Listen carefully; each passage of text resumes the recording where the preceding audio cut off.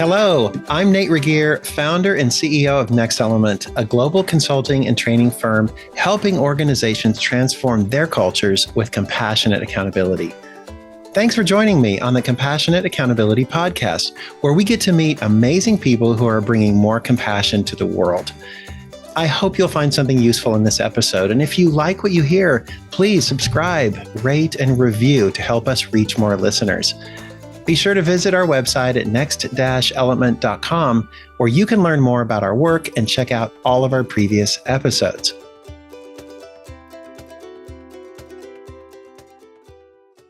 I'm here with Amy Luckey, a new friend of mine and a thought partner. And we're here because when we first met and started talking about compassion, we were both so excited about what's going on, what we're doing, and we had lots of questions. And so we thought we would just have a conversation because we think maybe we're not the only ones. And so, Amy, I'm curious if you'd say a little bit about kind of who you are and why we're here in this room.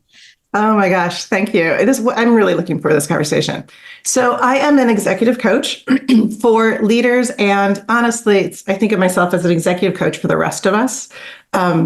And in particular, I work with people who are neurodivergent, whether diagnosed or not, but just recognize that they're a little different than the average bear. And so as we work through whatever their challenges are or the goals they're trying to achieve, we recognize the importance of that neurodivergence on who they are and how they move through the world.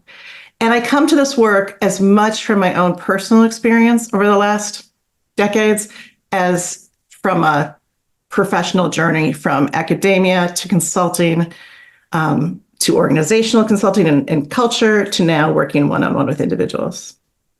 Thank you. And I know so many of our listeners and our peers and our clients are on similar journeys, having done different things. And this whole notion of neurodiversity too is so important. I know I've had a couple people on my podcast that are talking about different aspects, whether it's designing workspaces, whether it's just appreciating neurodiversity at work and what that means. I know we do a lot of work in personality diversity as a type of diversity, but it centers around compassion, and where does compassion fit into all of this? And I know one of the things I liked about, or I resonated with when we were talking before, is that we're both kind of practitioners at this point in our life. We want practical implementation. We know that compassion matters and it's important in the workplace, but the real question is, well, how do you do it? I'm curious where you are on that journey of what's the relevance? Yeah. Yes. I mean, it's at the core. It's the relevance it's essential. And where I am with it right now is much less about trying to convince organizations and leaders that compassion matters, and more, let's do it. Let's just be present with each other. And right now I'm doing that through my one-on-one relationships. I think that so much of what is challenging about current organizations is the lack of experience of working with people that are compassionate, that do trust you, that do share mutual respect, that there's not as much modeling and experience with a healthy workplace as I would find ideal. And so it's hard when we talk about it because it's so abstract. So it's also about just experiencing being in a room with folks that bring a depth of personal awareness and self-understanding and valuing of their coworkers. How's that? Well, it's not really clear. I'm not telling you like, here's the methodology, but what I'm with folks. And what I'm hearing in there is kind of this journey, the struggle of, we know it matters, and yet how do we talk to people and interact with people around what it means, what it feels like, what it is? And as you were kind of articulating that, I think you probably represent a lot of people's struggle that kind of are on this journey. And it's like, how do you get people on board? And you mentioned, well, they're just not accustomed to experiencing it, which is one thing. And then as you did that, you started talking about a lot of different aspects, which probably make up compassion in your mind. do you ever get to the point where it's like we need to have a common definition or a common understanding of what are we talking about? Is that important? I know it's important, and especially when we're talking with business leaders, and especially when we're working in a place, this world, this culture that we're in, that is very cerebral and very focused on being clear in our understanding about vocabulary. My approach is much more experiential. So I don't talk about compassion. I don't think that the way to get folks on board is talking about it more and even sharing data about it and anecdotal stories. It is through, excuse me, experience. Mm. And, so I come at this, my background is in, excuse me, my personal background includes mindfulness and also moving meditation and a much more somatic, experiential approach to this life. And actually, it's fun for me to hear myself say that's my background, because no, my background is completely cerebral. From here up, that's my whole life was, let's live up here in this brain space. And it's more the last decade when I finally was like, this is not working. I personally need to be on a much more integrated path. And so my path over the last decade has been reconnecting with my whole being, not just the cerebral. Yeah. So that is, excuse me, I turned off my phone, so I thought. And well, actually, thanks for reminding me. I need to turn mine off too. That's what happens when you do an impromptu conversation, right? Yeah, exactly. So for example, I haven't been doing a lot of speaking or a lot of facilitating in the last year because I'm deep in my one-on-one practice. But about in 2022 or early 2023, I spoke at a conference on facilitation. And it was interesting because they called us speakers, and yet it was a conference on facilitation hosted by Voltage Control, great folks out of Texas. And so I actually didn't speak. I used my time to facilitate.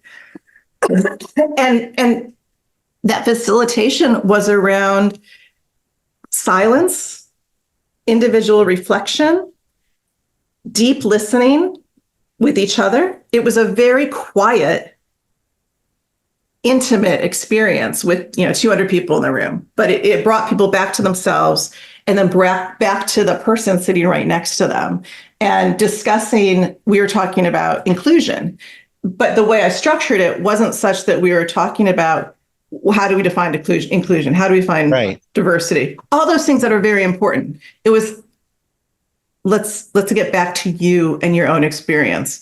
And I think that this is not too disconnected from the academic scientific experience in that or process, because what I'm asking people to do is be their own scientists, that their data is just as important or is essential to understand how do you move through the world compassionately. They need to experience it and gather that data from the inside rather than only hear it and get it from the outside. I love that. And I love that. It's instead of talking about it, let's experience it and then discover through kind of our own, being our own scientist, what's happening. What are we experiencing?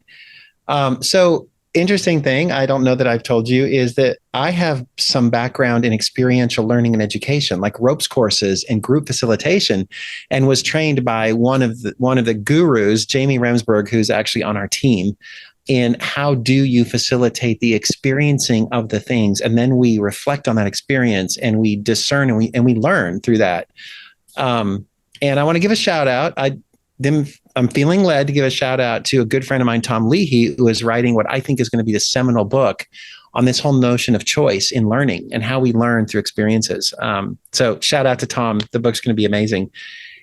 But so you're kind of advocating this idea of we could talk all day about it. We could get academic about it. We could worry about all these perfect definitions, or we could just start being and start experiencing. I would interrupt that. I would actually say it's a yes and. It's a yes and.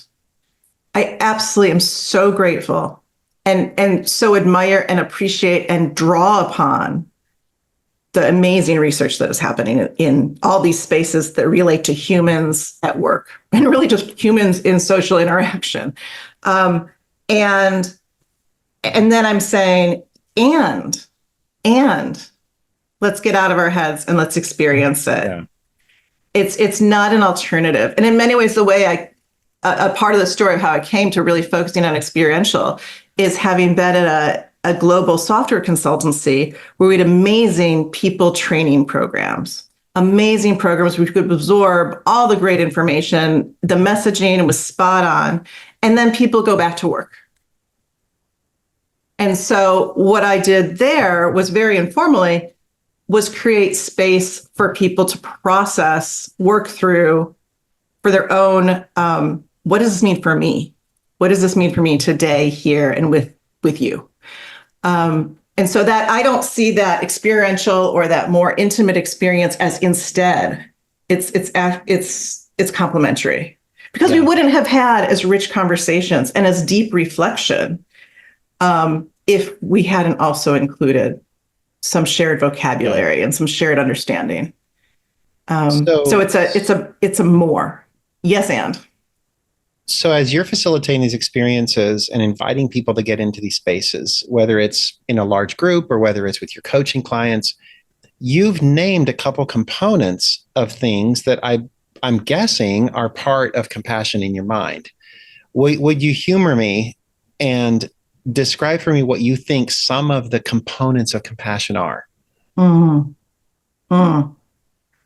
Because as you can tell, I'm a sucker for definitions. I love it, and I try to codify this stuff because we're in the business of scaling, and so replication. Like we have to know how this toaster works, right? And you're in the business of kind of deep transformation with individuals. But what is it? What would you say are some of the fundamental components of compassion?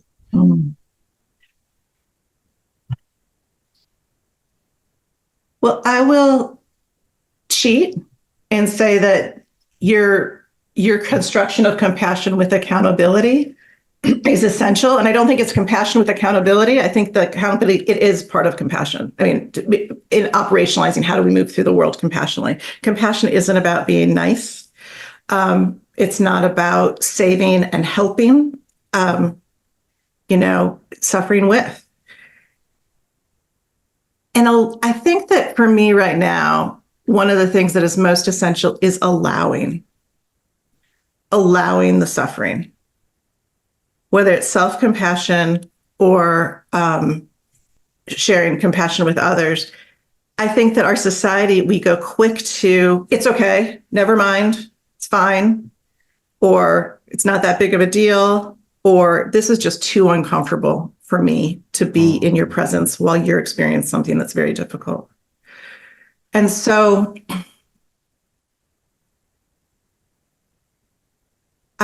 where I am right now in what I'm highlighting in my practice with my clients and in my own life is being present with suffering and being okay.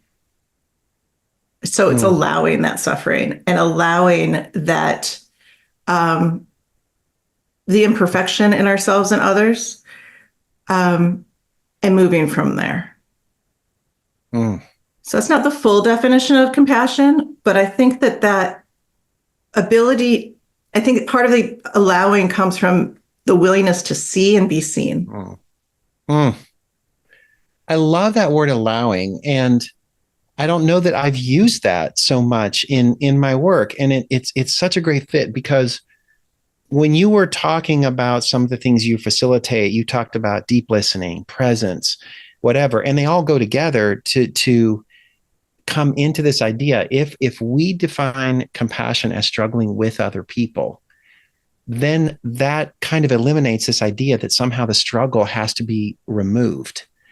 But the only way that we can struggle with people is by allowing the struggle, not judging it, not trying to fix it, not trying to avoid it. Like you said, situations where, hey, I don't want to get near the suffering because I can't handle it. And my only response would be to try to make it go away or pretend it doesn't exist or minimize or, reframe it or whatever.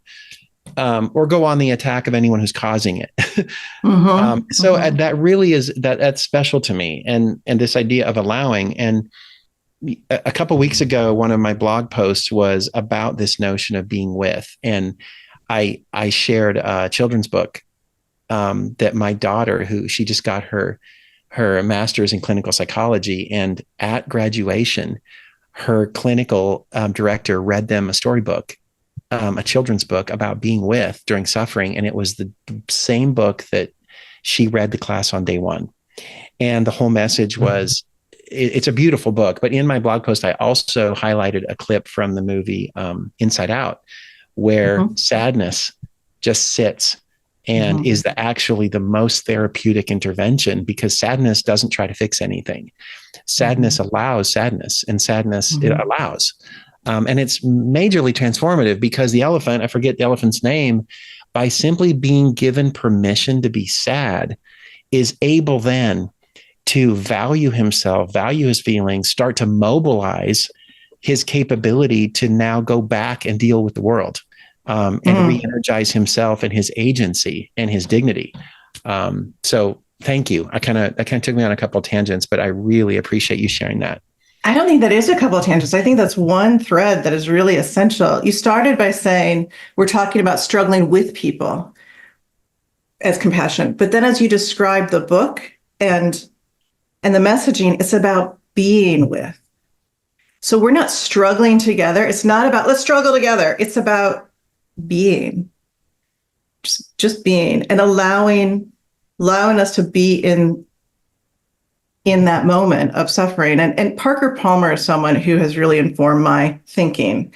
And in particular, he put out a piece years ago about the human soul doesn't need to be advised. It needs to be witnessed. Yes. And it's a very personal, again, his writing is not based on the research. It's based on his own experience, and what he's seen in his lifetime. But when we can just be with and allow. Well, now you're inviting me, or I'm feeling invited to branch my thinking out here. So we've kind of taken this definition of compassion with suffer, and we've kind of added the word struggle in there. And you kind of are saying, wait, let's distinguish the two. Struggling with and being with, or being alongside people in the suffering, is maybe different than struggling. It doesn't necessarily mean it. So here's where my brain's going. I'm just going to say this out loud. I've never really shared this till today, but we also do a lot with conflict. And sometimes I can show compassion when there's no conflict.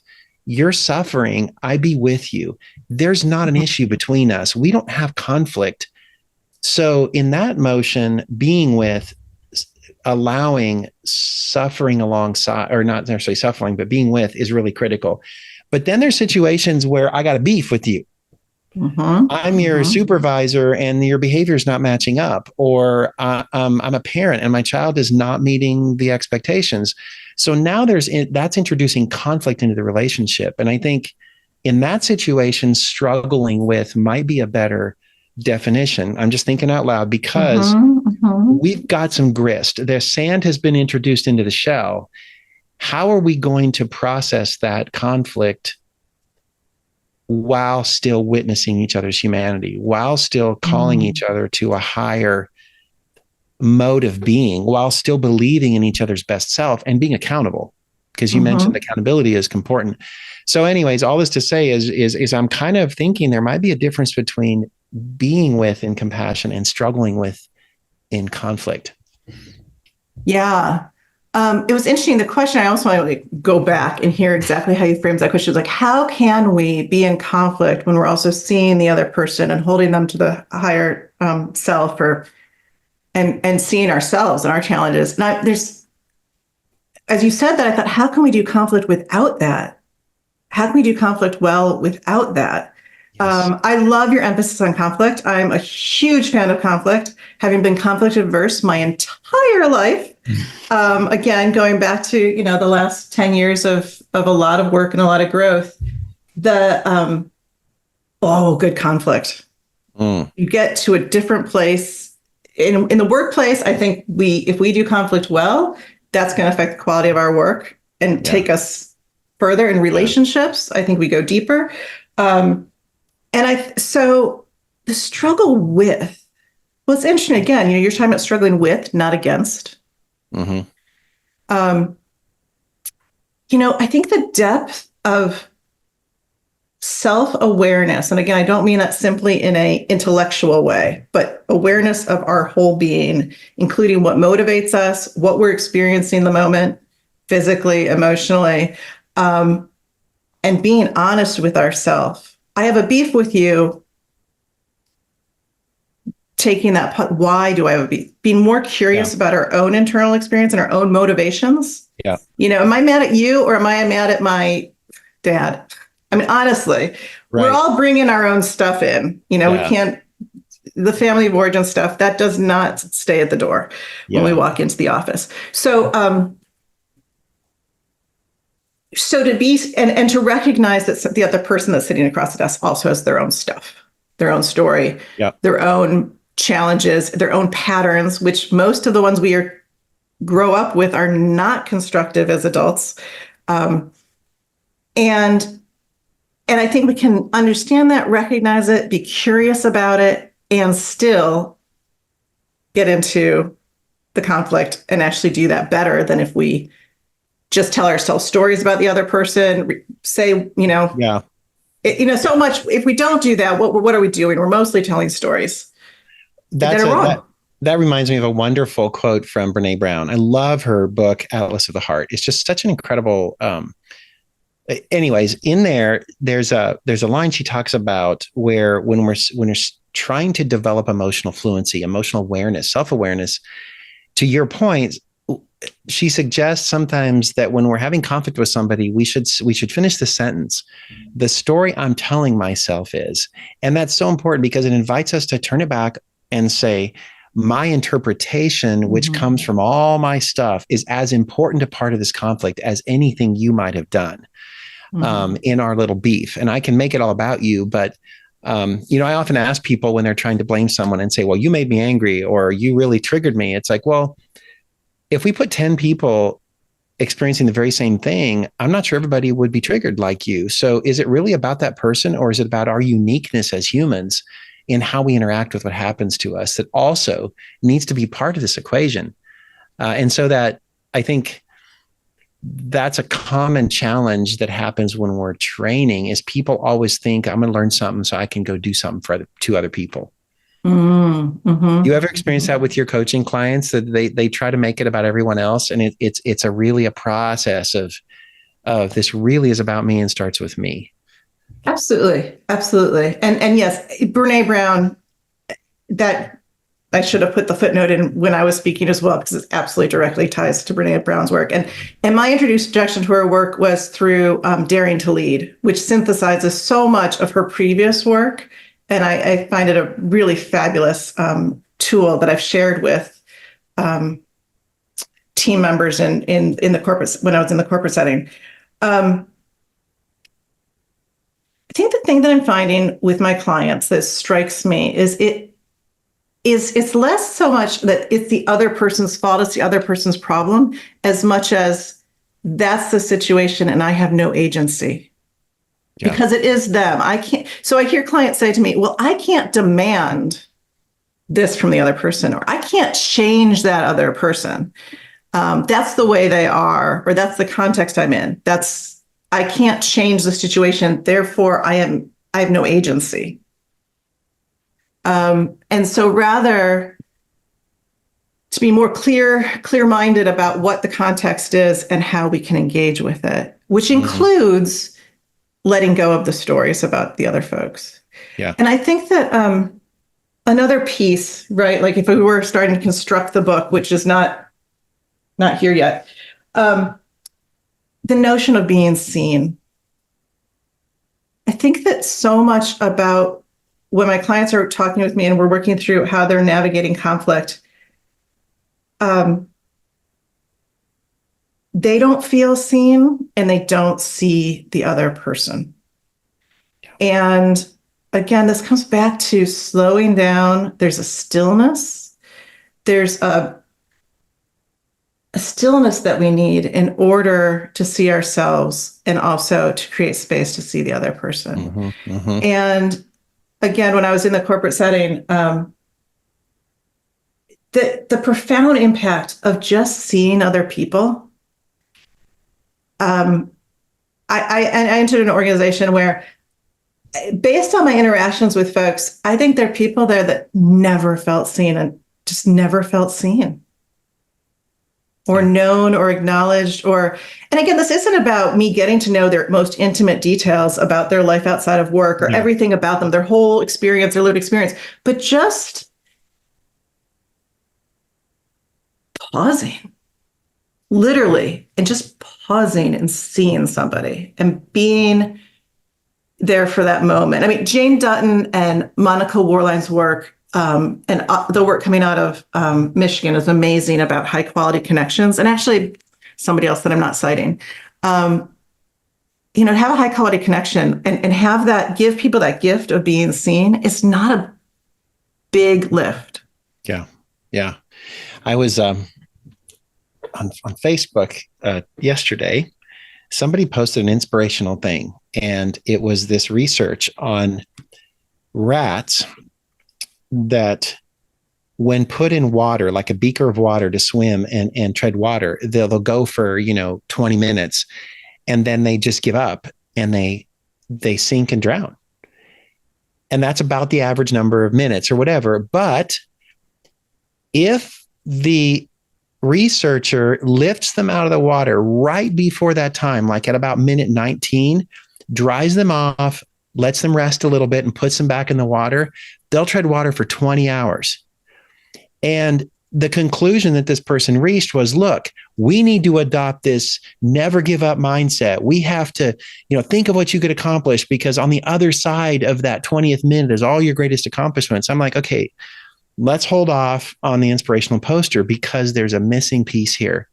The rat was seen. And that is the difference, is somebody saw them, saw their struggle, believed in them, and held them. And because of that, they could go for 20 hours, not because they adopted some amazing mindset.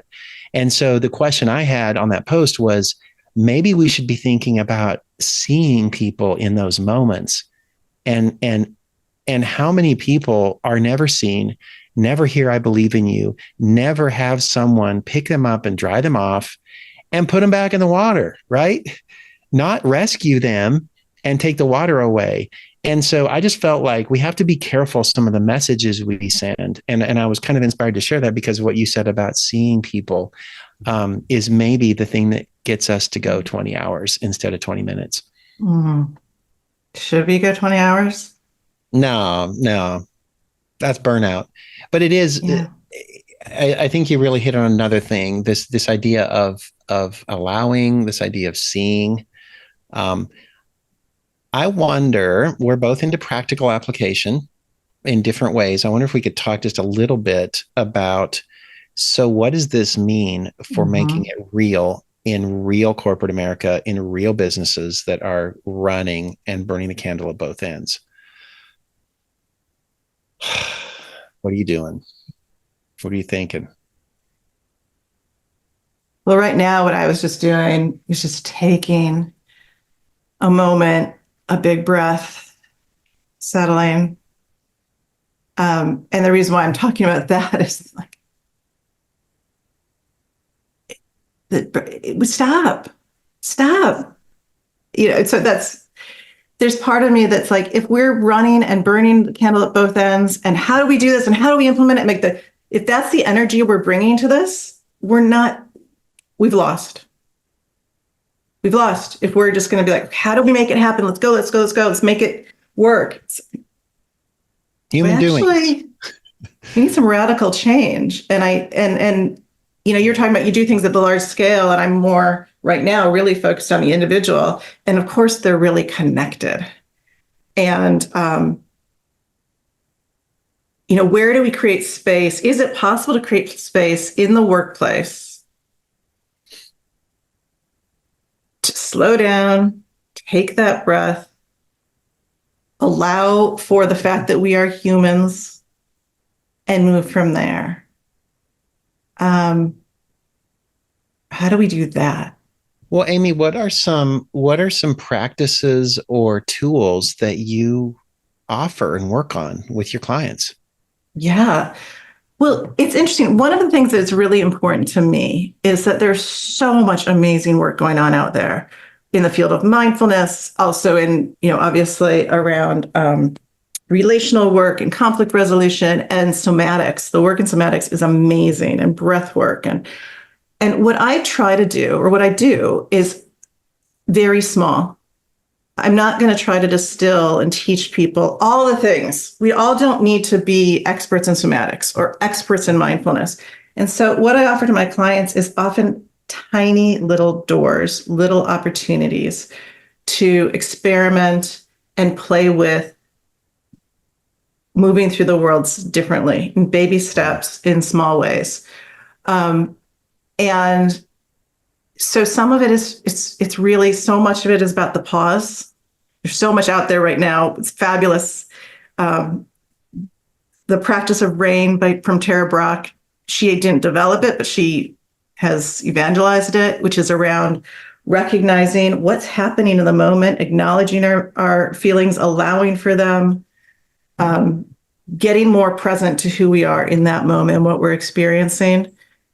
So if there's one main thing, it's the pause.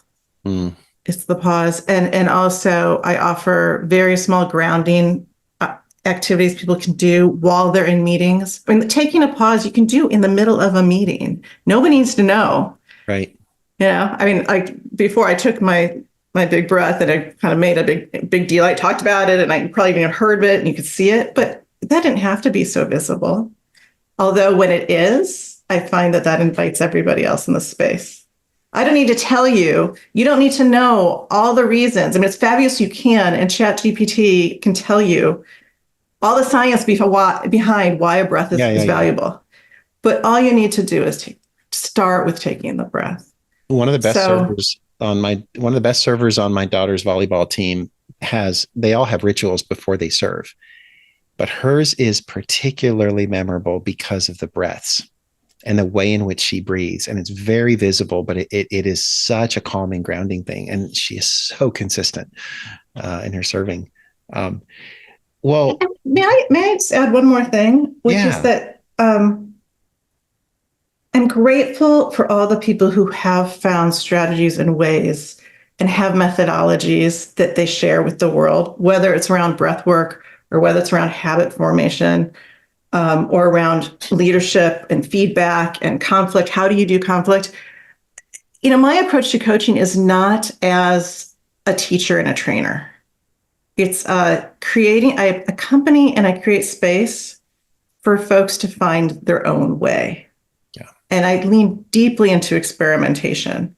And I trust that we all are, and this is partly why I'm so interested in working with neurodiverse folks, is to recognize that your recipe for productivity or whatever it might be is not going to be my recipe. And I can learn from yours and I can take pieces and I can experiment and I can see what works, but I need to find my own way. And so as a coach, I accompany people on that process, and invite them to tune in, to allow for their experience wholly, not to disassociate, and then also to be able to see the other people in the room. So much of it is, for me, is about slowing down in the moment, slow down to go fast. Well, and you just being with you, I feel that energy, and I can imagine that coaching with you, you're creating that container, and that's part of what you provide, and also living and breathing the things. And so this whole idea of the experiencing is coming full circle as you talk about that.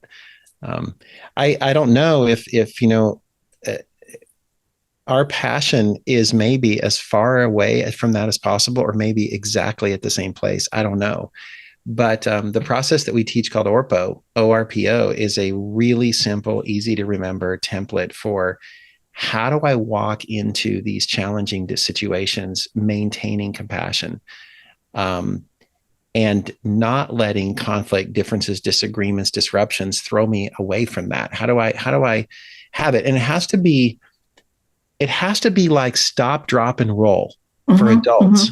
That's how simple it has to be for us to do it when it matters, like a breath, like a conflict. So we're passionate about trying to find ways to scale Orpo as how can we teach it? How can we help people use it when it matters? How can we create an environment that supports it?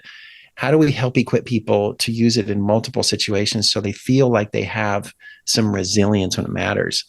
I see so much value for, we have to develop these capability of slowing down, these practices, these presence. We have to challenge the conditions and the environments that we have just taken for granted that are killing us and that don't create the best place for us to be. And we have to be able to start practicing different ways of communicating that reset the rules of engagement for how we're going to be with each other. So I actually think that it's I love the work that you're doing. And we have, again, we need these tools and techniques.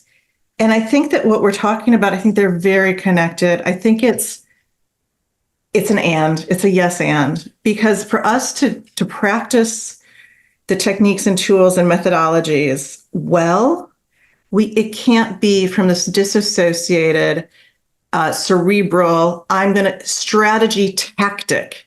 This is the strategy. Here's the methodology. I'm just going to follow these rules and it's going to work out for me. I think what I'm talking about is, and it's rooted in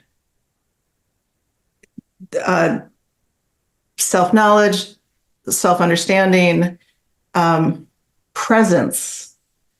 Again, and you're making me want to think more about this, but how they're related and complementary. And I don't think that we can just move through the world following the techniques, whatever it is, around relationships at work, if we're not also accepting ourselves as humans, connecting to ourselves as humans, and recognizing we're working with humans in the room. I feel like we've been talking for about 4 minutes and it's approaching 45 minutes. I can't believe it. For the benefit of our listeners, we probably should wrap it up, or maybe we start thinking about episode 2. Amy, wow, thank you for just kind of jumping in and being willing to just have a candid conversation, and for just thinking aloud and feeling aloud and being and doing the things that matter to you here in this conversation. And wow, for inviting me to places that I hadn't thought of and different ways of thinking about things. I really appreciate this time with you. Thank you. Thank you so much. What a fun conversation. And yeah, you get to edit it too, so we can make it shorter. Great. Well, we've talked about a lot of different things. I hope whoever's listening, or whatever we do with this, I hope you find some value. And really what I would like is, if you're listening to this, what struck you? What was invited in you? What resonated? I'd love to hear. I think so often when we put stuff out there, we don't know how it hits people unless you share. And even if you're talking with your friends or family, that's great. We'd love to hear from you. So drop us a line, make a comment wherever you found this and read it. We just love to hear, because I think if anything, we're just trying to keep the conversation going. Thank you. Thanks for joining me. I hope you enjoyed this episode of the Compassionate Accountability Podcast. What struck you? What could you take away and use today? I would love to hear from you. And if you haven't already, pick up a copy of my new book, Compassionate Accountability: How Leaders Build Connection and Get Results. If you've already read the book, I'd appreciate your review on Amazon. Contact us today to learn more about how Next Element helps companies transform their cultures with compassionate accountability. And remember, embracing both compassion and accountability is the secret to great leadership and the roadmap for thriving cultures and strong brands.